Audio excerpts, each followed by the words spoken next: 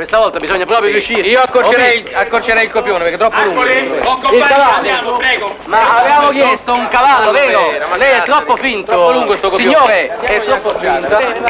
Oh, la ballerina. Ballerina di rock and roll, Di flamenco. Di rock and roll. Di rock and roll. Ma no, rock and roll, il flamenco, non c'è. Attento. Questo. Nome tu. Fa male? Fa male? Le frecce fanno male. Ragazzi, l'importante è il finale. Oh, male c'è una statua decente stavolta. Bella. È una bella statua. Dovrebbe spostarti un pochettino più a sinistra, secondo me. Vediamo un po'. Ancora un po' più a più sinistra. Ancora più a sinistra, Sì, ancora. più a sinistra, non si preoccupa. Ancora. No.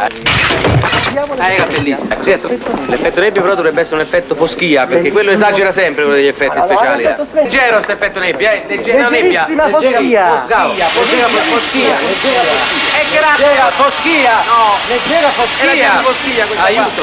Non vedo. Bellissimo. Andiamo!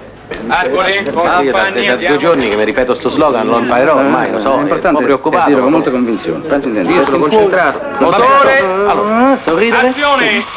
2 e 3. Naturalotto se vesti marzente avrai il Naturalmente, se vesti Marzotto, ma perché viene naturalmente? Bisognava dire, avrai il taglio perfetto, Le finiture accurate e il tessuto di qualità. Non l'abbiamo detto, allora abbiamo perché abbiamo sbagliato lo slogan. Perché lo slogan è naturalmente se vesti Marzotto, così potrei ottenere. Lo so. Però la Marzotto ci caccia a questo punto. Sì, Perché se vabbè, noi non è- sbagliamo lo slogan, Sì, vabbè, cosa ma- ci stiamo a fare noi qua? Vabbè, ma anche il Dico, pubblico, anche vabbè, come faccia. Il vestito comunque. Guarda, facciamo una cosa. Però il vestito l'abbiamo fatto vedere, almeno. Si vede, sì, Il vestito questo è finiture accurate, d'accordo. Però, vedi, la Marzotto, capisco,